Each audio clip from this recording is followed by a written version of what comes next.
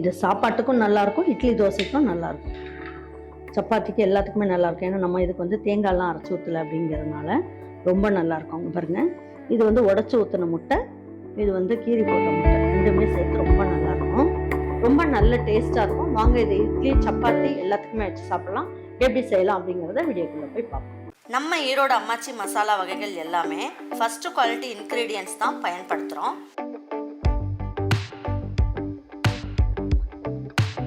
வாங்குகிற பொருட்கள் எல்லாமே முறையாக ஜலிச்சு பொன் வறுவலாக வறுத்து சரியான பதத்தில் அரைக்கிறோம்.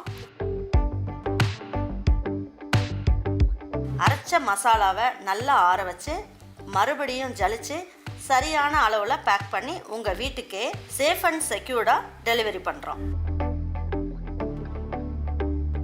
நம்ம மசாலா வகைகள் மற்றும் சத்து மாவு, ரெடிமேட் இட்லி மாவு, இடியாப்ப மாவு எல்லாமே நீங்கள் வாட்ஸ்அப் மற்றும் வெப்சைட்டில் ஆர்டர் பண்ணி வாங்கலாம். இதில் ரொம்ப முக்கியமான விஷயம், இது full and full pure homemade masala. நம்ம எல்லாருக்குமே ஆரோக்கியம் தானேங்க முக்கியம். ஒரு 3 ஸ்பூன் அளவுக்கு எண்ணெய் ஊற்றிக்கலாம்.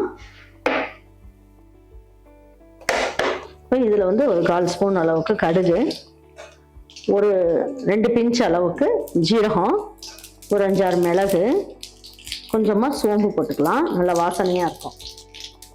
பாருங்கள், இதில் ஒரு இனுக்கு அளவுக்கு கருவேப்பிலை எடுத்து வச்சுருக்கேன், இதையும் போட்டுடலாம். இப்போ இதில் வந்து ஒரு 3 பெரிய வெங்காயம் கட் பண்ணி வச்சுருக்கேன், இதையும் சேர்த்துக்கலாம்.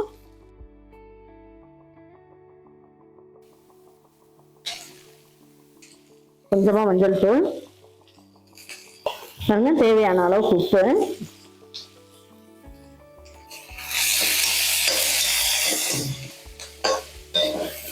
பாருங்க இது நல்லா வதங்கட்டும். அதுக்குள்ளே இதுக்கு ஒரு மசாலா ரெடி பண்ணிக்கலாம். பாருங்க, இப்போ இதில் வந்து என்ன பண்ணலாம், ஒரு 1/4 மூடியோட கம்மியாக தேங்காய் துருவல் எடுத்துக்கலாம். இதிலே 10 முந்திரி பருப்பு, அதாவது 2 உடைச்சதை 10 முந்திரி பருப்பு எடுத்துக்கேன். பாருங்க, இதில் 1 ஸ்பூன் அளவுக்கு கசகசா, கொஞ்சமாக மல்லி இலை போட்டுக்குங்க. இதுலேயே கொஞ்சமாக கருவேப்பிலையும் உருவி போட்டுக்கலாம். இதில் 1 ஸ்பூன் அளவுக்கு சோம்பு. இப்போ இதை நல்லா அரைச்சிட்டு வந்துடலாம். நல்லா பல்ஸில் போட்டு நல்லா தண்ணி ஊற்றி நைஸாக அரைச்சிட்டு வந்துடலாம். பாருங்க, இந்த சைடு நல்லா வந்து வெங்காயம் நல்லா வதங்கிட்டுருக்கு. பாருங்க, இந்த அளவுக்கு நல்லா வதக்கியாச்சு. இப்போ நான் இதில் வந்து என்ன பண்ணியிருக்கேன், 4 தக்காளி, பெரிய தக்காளியை பேஸ்ட் மாதிரி அரைச்சி வச்சுருக்கேன், இதையும் ஊற்றிடலாம்.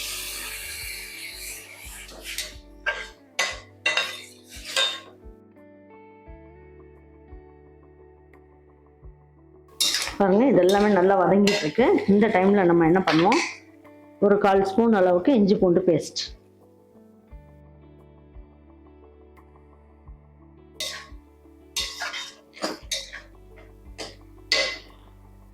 பாருங்க. இப்போ இந்த வெங்காயம் தக்காளி எல்லாம் வதக்கியிருக்கோம் இல்லையா, இதுல இருந்து ஒரு கரண்டி அளவுக்கு எடுத்துக்கலாம். எடுத்துட்டு இப்போ அரைச்ச விழுது இருக்கு இல்லையா, இதுலயே நம்ம போட்டு அரைச்சிக்கலாம். இதிலே போட்டு அரைக்கும் போது இன்னும் கொஞ்சம் கிரேவி வந்து நல்லா இருக்கும், இன்னும் கொஞ்சம் திக்காவும் கிடைக்கும். நம்ம தேங்காய்லாம் கம்மியாக தான் போட்டிருக்கோம். இப்போ இந்த அளவுக்கு அரைச்சதுக்கு அப்புறம் இதில் சேர்த்துக்கலாம். கொஞ்சம் ஆறுன ஒன்று போடுங்க மிக்சியை, அப்படி இல்லைன்னா மேலே அடிச்சிடும், ஏன்னா சூடா இருக்கு இல்லையா, அதனால 1 நிமிஷம் கழிச்சு நம்ம அரைச்சிக்கலாம்.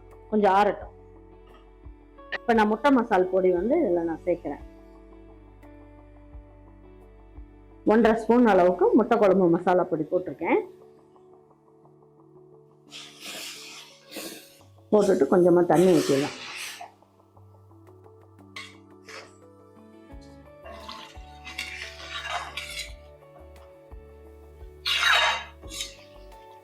இந்த அளவுக்கு நல்லா கலந்து விட்டுருவோம். இப்போ தட்டை வச்சு மூடி வச்சிடலாம். நல்லா கொதிக்கட்டும். பாருங்க, இப்போ எடுத்து பார்க்கலாம். நான் குழம்பு மாதிரி வைக்கிறேன் அப்படிங்கிறதுனால உங்களுக்கு வந்து இதெல்லாம் தேங்காய்லாம் அரைச்சி ஊற்றினா நல்லா வாசனையாக சூப்பராக இருக்கும்.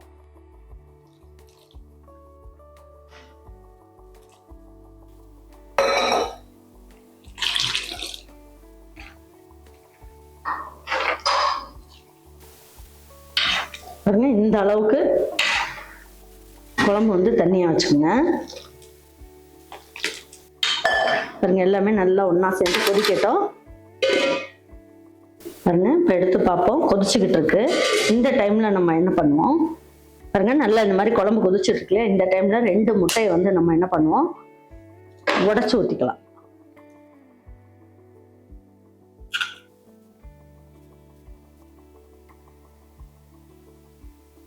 பாருங்க. இப்போ வந்து நம்ம என்ன பண்ணுவோம், தட்டை வச்சு மூடி வச்சிடலாம். கரண்டி வச்சு கலக்க வேண்டாம். முட்டையை உடச்சி ஊற்றின உடனே இந்த மாதிரி மூடி வச்சிருங்க. ஒரு நிமிஷம் அப்படியே இருக்கட்டும். இப்போ வந்து நம்ம என்ன பண்ணலாம், இதில் 6 முட்டையை வந்து நான் வேக வச்சு வச்சுருக்கேன். இதை வந்து லேசாக இந்த மாதிரி கீறி போட்டுக்கலாம்.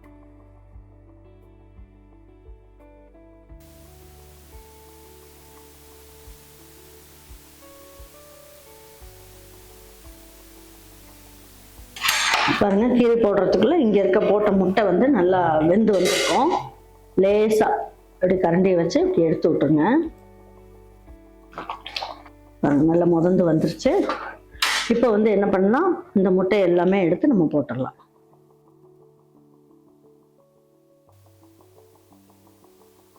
பாருங்க, முட்டை எல்லாமே போட்டாச்சு. இப்போ 2 நிமிஷத்துக்கு என்ன பண்ணலாம், ஸ்லோ ஃப்ளேம்ல வச்சிடலாம். நிறைய ஹை ஃப்ளேம்ல இருந்தது, ஸ்லோ ஃப்ளேம்ல இப்படி வச்சிடலாம். கொதிச்சுக்கிட்டோம் பாருங்க. இப்போ எடுத்து பார்ப்போம். நல்லா பாருங்க, இந்த மாதிரி ஆடை மாதிரி படிஞ்சு வந்துருக்கு பாருங்க. இந்த மாதிரி இருந்தால் குழம்பு நல்லா கொதிச்சு நல்லா வந்துருச்சுன்னு அர்த்தம். பாருங்க, இந்த அளவுக்கு திக்கா இருக்கு. இது சாப்பாட்டுக்கும் நல்லா இருக்கும், இட்லி தோசைக்கும் நல்லா இருக்கும், சப்பாத்திக்கு எல்லாத்துக்குமே நல்லா இருக்கும். ஏன்னா நம்ம இதுக்கு வந்து தேங்காய்லாம் அரைச்சி ஊற்றலை அப்படிங்கிறதுனால ரொம்ப நல்லா இருக்கும். பாருங்க, இது வந்து உடச்சி ஊற்றின முட்டை, இது வந்து கீரி போட்ட முட்டை, ரெண்டுமே சேர்த்து ரொம்ப நல்லா இருக்கும். நல்லா ஜம்முன்னு ரெடி ஆயிடுச்சு. உடச்சி ஊற்றின முட்டையுமே ரொம்ப நல்லா இருக்கும்.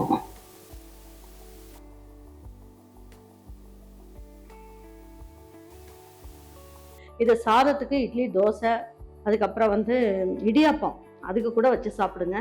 ரொம்ப நல்லா இருக்கும். சப்பாத்திக்கு வச்சு சாப்பிடலாம். சாப்பிட்டுட்டு உங்கள் வீட்டில் இருக்கவங்களுக்கு பிடிச்சிருந்ததுன்னா லைக் பண்ணுங்கள், ஷேர் பண்ணுங்கள், சப்ஸ்கிரைப் பண்ணுங்கள், மறந்துடாமல் கமெண்ட்ஸ் பண்ணுங்கள்.